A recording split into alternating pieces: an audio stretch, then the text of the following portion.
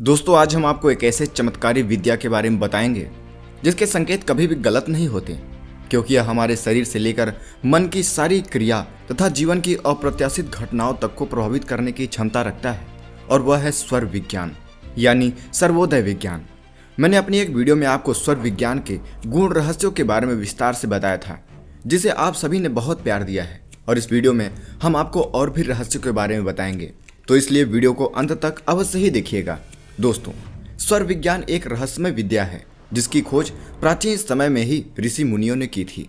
ऐसा भी कहा जाता है कि एक बार माता पार्वती ने शिव जी से पूछा था कि हे नाथ, आप संसार में हर एक मनुष्य के पास कैसे रहते हैं। तब इसका जवाब देते हुए भगवान शिव कहते हैं कि मैं हर व्यक्ति के पास उसके श्वास में रहता हूँ। स्वर विज्ञान पूर्णतः वैज्ञानिक रहस्यों के साथ रोमांच से भरा हुआ है। कभी इस विद्या का प्राचीन भारत में हर व्यक्ति प्रयोग करता था, लेकिन आज यह विद्या विलुप्त हो गई है। वास्तव में यह इतना प्रभावशाली है कि इसका उपयोग दैनिक जीवन में किया जाए तो मनुष्य के जीवन की अधिकांश समस्याएं स्वतः ही नष्ट हो जाएंगी। स्वर विज्ञान के शास्त्र को सर्वोदय विज्ञान भी कहते हैं। भगवान शिव ने माता पार्वती को सर्वोदय विज्ञान का ज्ञान दिया था, जो अपने आप में विलक्षण एवं विचित्र है। इस विद्या से लौकिक और परलौकिक सभी कार्य सिद्ध किए जा सकते हैं। इसका आपके जीवन में आपके हर एक क्षण आध्यात्मिक से लेकर लौकिक कार्यों में भी बड़ा ही महत्व होता है।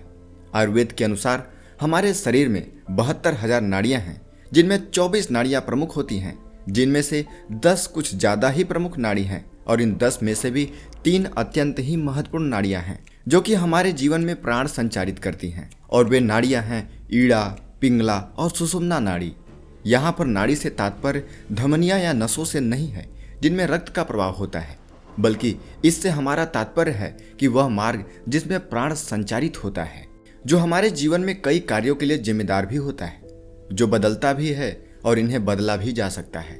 आयुर्वेद में कहा गया है कि यदि आप शारीरिक एवं मानसिक रूप से स्वस्थ रहना चाहते हैं तो तीनों नाड़ियों में से जो भी रुकावटें हैं उन्हें दूर कर लें तो आप जीवन पर्यंत स्वस्थ रहेंगे।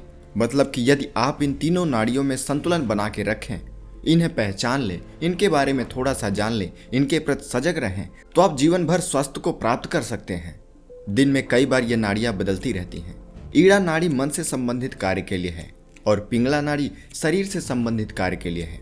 एक पुरुष है तो एक स्त्री है, एक निगेटिव है तो एक पॉजिटिव है, इसलिए दोनों का संतुलन अत्यंत ही आवश्यक है। जैसे जैसे हमारी नाड़ियां संतुलित होती हैं, हमारा जीवन भी संतुलित होता जाता है। आइए अब हम बात करते हैं पहली नाड़ी के बारे में, जिसका नाम है ईड़ा नाड़ी। दोस्तों, ईड़ा नाड़ी को चंद्रस्वर या चंद्र नाड़ी भी कहते हैं तथा यह स्त्री नाड़ी कहलाती है। यह नाड़ी बाईं नासिका से संचालित होती है। इसका रंग सफेद एवं पीला है। इसका स्वभाव शांत, शीतल और पॉजिटिव होता है। यह नाड़ी हमारी मानसिक ऊर्जा से संबंधित है। ईड़ा नाड़ी को अमृत रूप में भी माना जाता है, जो कि जगत का पालन करती है और ये सभी शुभ कार्यों को भी पूर्ण करती है। जिस व्यक्ति की ईड़ा नाड़ी ज्यादा एक्टिव होती है, वो व्यक्ति मानसिक रूप से ज्यादा सक्षम होता है। इस नाड़ी का जैसे जैसे प्रयोग बढ़ता जाता है, उस व्यक्ति की बुद्धि का विकास उतना ही अधिक होता जाता है। जब ईड़ा स्वर चल रहा हो और ऐसे में पृथ्वी व जल तत्व साथ में हो, तो ऐसे में कोई व्यक्ति यदि अपना कोई कार्य किसी वरिष्ठ या ऊंचे ओहदे के व्यक्ति से करवाना चाहता हो, तो वह उसे बड़ी आसानी से कर सकता है। वह उसमें सफलता हासिल कर सकता है। छोटी यात्राओं के लिए यह स्वर सदैव उत्तम होता है। दूसरी नाड़ी है पिंगला नाड़ी। इस नाड़ी को सूर्य स्वर के नाम से भी जानते हैं। इसका स्वभाव गर्म होता है। यह हमारी दाईं नासिका से संचालित होता है। इसका रंग लाल है। इसे नेगेटिव नाड़ी भी माना जाता है। इसे पुरुष नाड़ी भी कहते हैं। इसका उद्गम स्थल हमारे मूलाधार चक्र या मूलाधार चक्र के दाहिने हिस्से से निकलकर दाहिनी नासिका में होता है।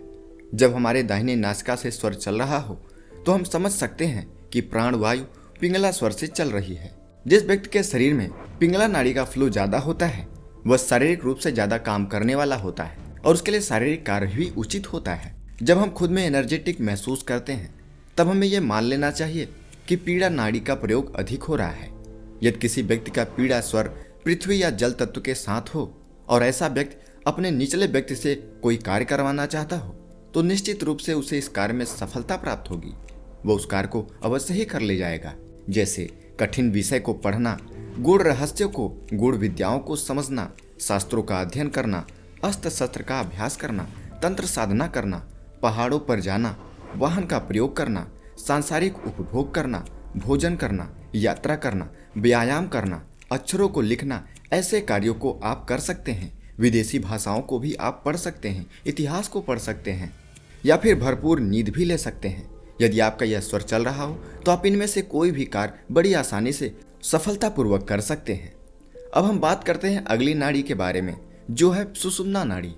दोस्तों, जब प्राण का प्रवाह दोनों नासिका से चल रहा हो तो उसे सुषुम्ना नाड़ी का चलना कहते हैं। इसको संतुलन नाड़ी भी कहते हैं। इसका प्रयोग ध्यान, योगाभ्यास, प्राणायाम, भक्ति आदि कार्यों में किया जाता है। याद रखिए, जब सुषुम्ना स्वर आपका चल रहा होगा तब आप थोड़ा सा उदास, मन से अशांतपूर्ण महसूस करेंगे। इसीलिए जब यह स्वर चल रहा हो तब सांसारिक कार्यों का निषेध माना गया है। जब यह स्वर चलता है उस समय कोई भी सांसारिक कार्य सफल नहीं होता। आप उसमें निराशा और निगेटिविटी से प्रभावित हो सकते हैं।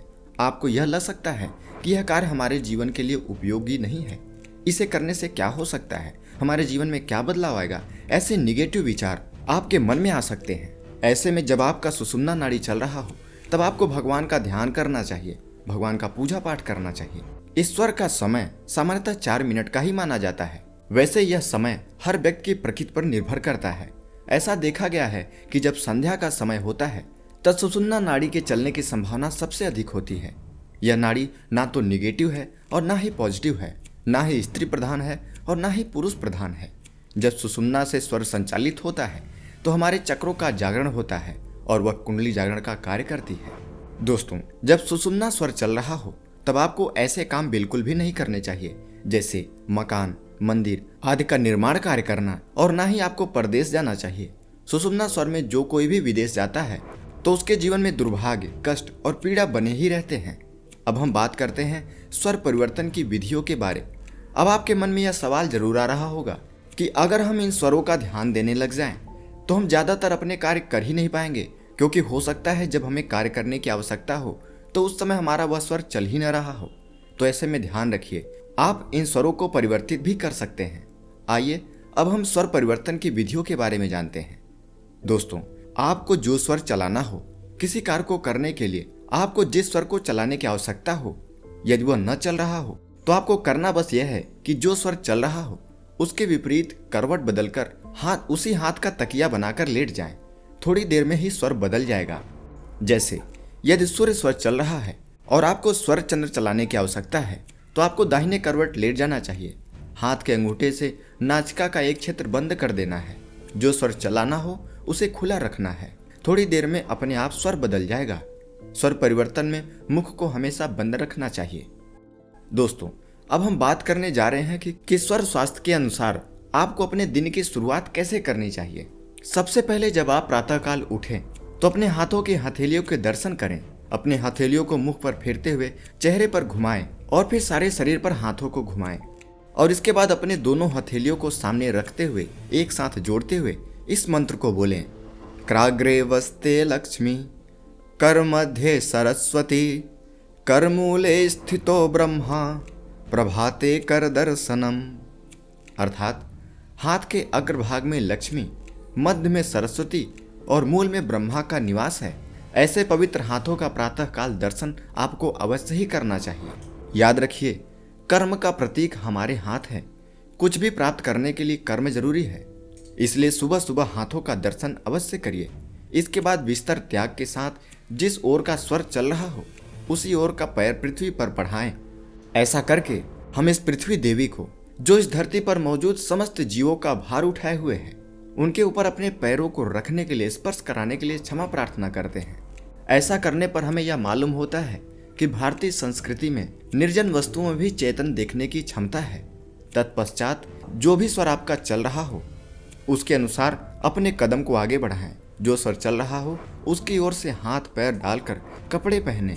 ऐसा करने पर आपके जीवन में दिन भर प्रसन्नता बनी रहती है। घर से बाहर जाने पर जिस तरफ का स्वर चलित हो उसी हाथ या पैर को आगे करके कार्य करने से अवश्य ही सफलता मिलती है। ऐसा करने से व्यक्ति सर्वदा सुखी और उपद्रव से बचा रहता है। याद रखिए, जो स्वर आपका चल रहा हो उन अंगों को प्रधानता आपको अवश्य ही देनी चाहिए। ऐसा करते हुए आपको हर स्थिति में कार्य करना चाहिए। जब आप ऐसा करते हैं तो आपको हर कार्य में सफलता प्राप्त होती है। दोस्तों, स्वर ज्योतिष की जानकारी से मनुष्य शरीर और मन को नियंत्रित करके रोग, कलह, हानि, असफलता को दूर कर सकता है। इसके साथ ही वह अपने जीवन को आनंदमय बनाकर परलोक को भी सुधार लेता है और कल्याण को प्राप्त करता है। दोस्तों, आप स्वर विज्ञान का सहारा लेकर उसका उपयोग करके अपने जीवन को नई दिशा दे सकते हैं, दिव्य जीवन का निर्माण कर सकते हैं। अगर आप इस विज्ञान का प्रयोग करते हैं तो इतना ही नहीं, आप अपने संपर्क में आने वाले प्रत्येक व्यक्ति और क्षेत्र की धाराओं तक को बदलने में सामर्थ्य पा सकते हैं। तो अगर आपको यह जानकारी अच्छी लगी हो तो हमें कमेंट में अवश्य बताएं। इस वीडियो को लाइक करें और ऐसे ही लाइफ चेंजिंग वीडियो पाने के लिए हमारे चैनल को अभी सब्सक्राइब करें। तब तक मिलते हैं अगली वीडियो में। धन्यवाद।